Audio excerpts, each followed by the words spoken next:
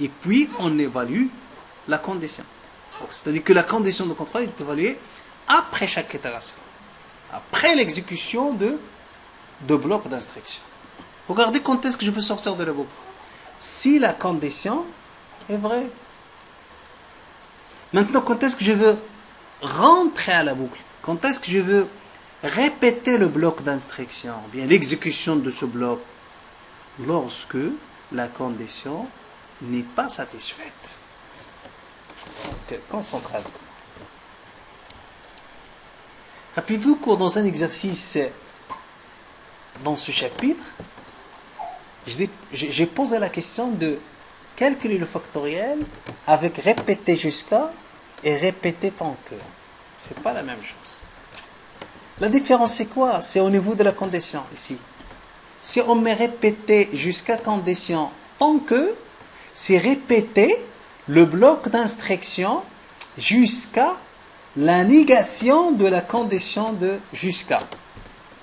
Ça veut dire, si vous avez dans répéter jusqu'à condition, dans répéter tant que, on va avoir tant que la négation de cette condition. Pourquoi répéter tant que? Parce que c'est l'équivalent exact de do while. Maintenant, répéter, je vais mettre do. L'accolade, c'est pour l'ouverture, ou bien pour le début, plutôt. Je mets mon bloc d'instruction à exécuter. Je ferme l'accolade et je mets while. While, l'expression est vérifiée. Regardez, répétez jusqu'à une fois la condition est vérifiée et satisfaite, je sors. Et sinon, lorsque la condition est satisfaite, je répète l'exécution de bloc. Je rentre à la boucle. Je ne sors pas. D'accord? Ici, s'il vous plaît, n'oubliez pas, les parenthèses sont très importantes. Et aussi, n'oubliez pas ici, comme vous voyez, un point virgule ici. Maintenant, regardez avec moi l'exemple de do while. Vous avez quoi? Vous avez include EOStream et une namespace. Bien sûr, ce programme sert tout simplement à faire le contrôle de saisie d'un nombre. D'accord? Pour qu'il soit positif. Je déclare ici un entier n et je mets do, j'ouvre l'accolade, c'est out, je demande le nom. Ici, je le lis, je demande un nombre à saisir par clavier. Mais si regardez, je ferme l'accolade, je fais while. While quoi entre parenthèses, n inférieur à 0. Quand est-ce que je veux répéter ces deux instructions? Lorsque n est inférieur strictement à 0. Maintenant, je tape 0. Est-ce que 0 est inférieur strictement à 0? Non, je sors directement de la boucle. Mais regardez, lorsque je tape moins 1, est-ce que moins 1 est inférieur strictement à 0? Ben oui, donc je reprends. Je tape 3. Est-ce que 3 est inférieur strictement à 0? Non, je sors de la boucle. Ben, il faut comprendre, s'il vous plaît, la boucle do while. Maintenant, la boucle for. La boucle for, c'est l'équivalent de la boucle pour. Regardez la boucle pour. Pour, la syntaxe, compteur, ça s'appelle l'initialisation. C'est-à-dire, j'ai un compteur ou bien qui reçoit une valeur initiale, une valeur de départ. Jusqu'à quoi la boucle ça va arrêter? Jusqu'à le contour atteint, si vous voulez, une valeur finale. Bien sûr, il y a une évolution de compteur selon une valeur de pas. Faire quoi? Le bloc d'instruction exécuté et puis fin pour. Très bien. S'il vous plaît, il faut se concentrer pour comprendre comment la boucle pour s'exécute pour faciliter la compréhension d'exécution de la boucle for. Ici, regardez, la valeur initiale, c'est l'un des première chose à faire, on initialise notre compteur, puis directement on teste la condition. C'est-à-dire on teste est-ce que la valeur finale n'est pas encore atteinte par le compteur. Si c'est le cas, ça veut dire que si la condition est vraie, on va réexécuter notre bloc d'instruction et puis on incrémente notre compteur. On le fait, on incrémente. On fait l'évolution dans notre compteur puisque la valeur de pas, ça peut être négatif ou positif. Maintenant, si la valeur finale est atteinte, d'accord, ou bien est atteinte, c'est une valeur finale, on sort de la boucle. D'accord. Très bien. Maintenant, la boucle pour. Si vous avez compris la boucle pour, c'est pareil dans la boucle for. D'abord, je vous explique la syntaxe. On écrit for et on met obligatoirement les parenthèses. Et bien sûr, ici, vous avez 3 instructions séparées par des points-virgules, s'il vous plaît. Non pas des virgules, attention. Séparées par des points-virgules. Ici, c'est l'initialisation. Dans la boucle pour, on avait dit qu'on initialise notre contour. On définit la valeur de départ.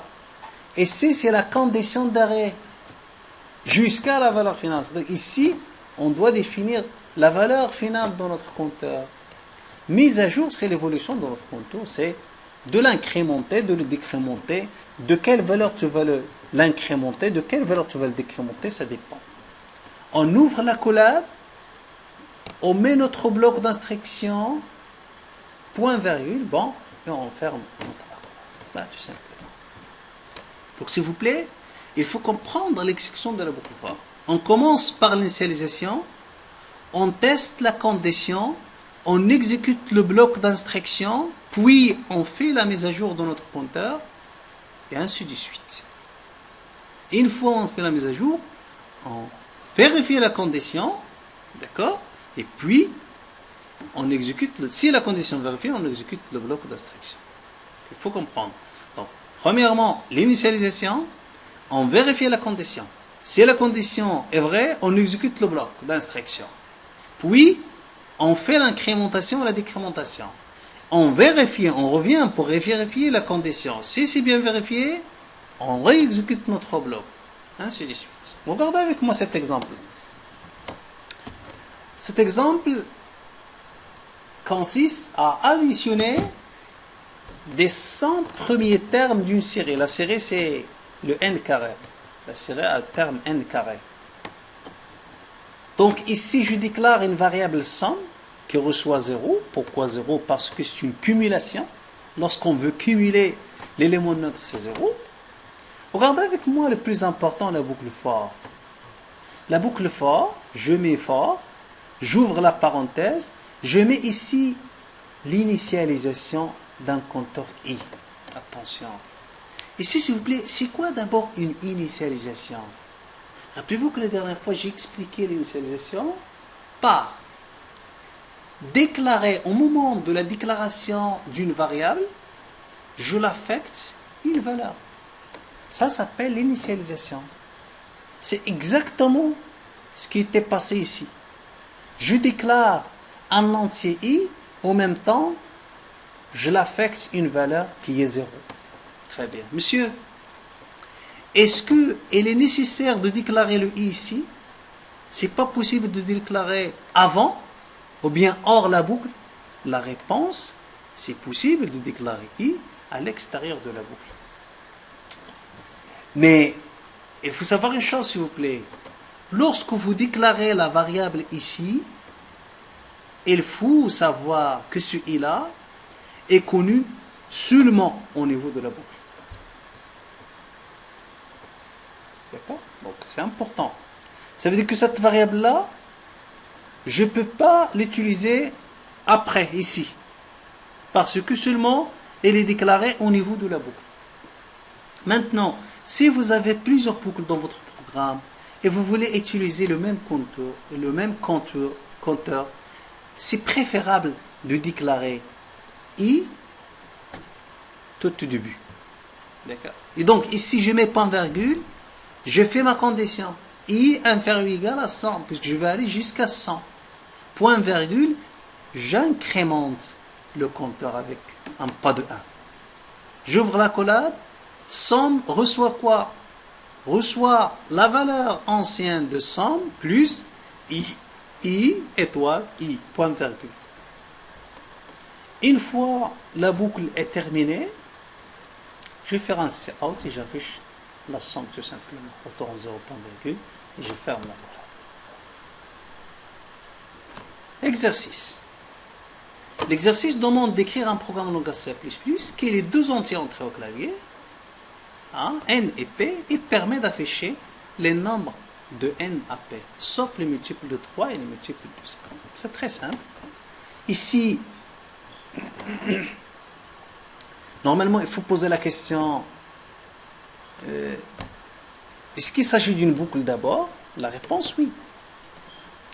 S'il s'agit d'une boucle, quelle est la boucle, c'est-à-dire qu'on peut utiliser ici? Quelle est la boucle la plus convenable ici? En fait, toutes les boucles ici, vous pouvez les utiliser. Mais la plus simple, c'est la boucle for. Pourquoi? Parce qu'on a la valeur initiale pour initialiser et on a la valeur finale pour finir. Ici, les nombres entre n de n à p. Donc voilà, si vous avez le compteur va commencer de n. Et il va aller jusqu'à p. Ici, le programme tout simplement va afficher tous les nombres entre n et p, sauf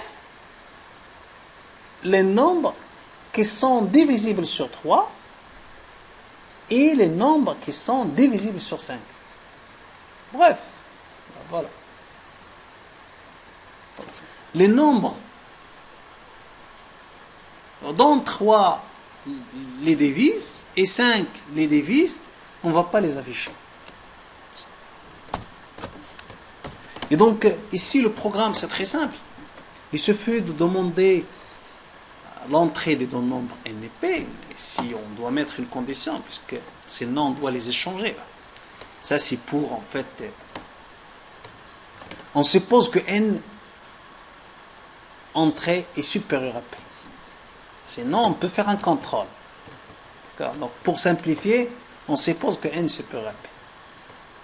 On saisit ici la valeur de n et la valeur de p, d'accord, respectivement. On peut faire ça avec signe. On utilise maintenant la boucle for. Je déclare un compteur i égal à n, la valeur de départ, la valeur initiale, jusqu'à i inférieur ou égal à p. Et plus plus. Ici, je vais mettre n inférieur à p, non pas supérieur, inférieur à p. D'accord? Ici, il faut corriger s'il vous plaît, c'est inférieur à p. Et voilà. Comment je peux tester la non-divisibilité de ce nombre sur 3? C'est d'utiliser l'opérateur pourcentage qui signifie le modulo, bien que signifie le reste de la division. Si le reste de la division est égal à 0, ça veut dire que ce nombre-là est un multiple de 3. Si le nombre divise 5, plutôt, si le nombre est divisible sur 5, ben, tout simplement, ça veut dire que ce nombre-là est multiple de 5. Qu'est-ce qu'on va faire? On va tester.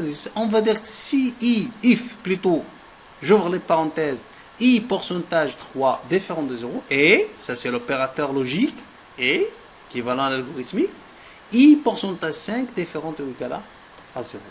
Remarque importante, c'est que le point d'exclamation égale 0, je peux le mettre. Le mettre pourquoi? Rappelez-vous, si je donne l'exemple x est une variable, if entre parenthèses je mets x signifie quoi? Signifie tout simplement, c'est équivalent à if, j'ouvre la parenthèse, x, point d'exclamation égale à 0, ça veut dire différent de 0. Donc, ou bien j'écris if x tout court, ou bien j'écris if x différent de 0. C'est pareil ici, c'est-à-dire que je peux omettre cette expression-là ici. Et je laisse i, f, i, pourcentage 3, tout court. Pareil ici, i, pourcentage 5, tout court. Et j'affiche le i ici. Si la condition est bien vérifiée, je vais afficher le i. Le slash, l'anti-slash T, c'est un caractère de contrôle. Simplement, on dit que ce sont des caractères non imprimables. C'est pour une tabulation. C'est pour un espace, si vous voulez, horizontal. Et non pas vertical comme l'anti-slash N. D'accord? Voilà, bref. Je ferme la boucle for. D'accord? Et finalement, je fais un retour 0. Donc, j'arrête là. Je vous laisse à faire l'exercice numéro 5 et l'exercice numéro 6. Et essayez de le corriger. Et si vous avez un problème ou vous avez rencontré des difficultés, n'hésitez pas de me contacter. Merci à vous.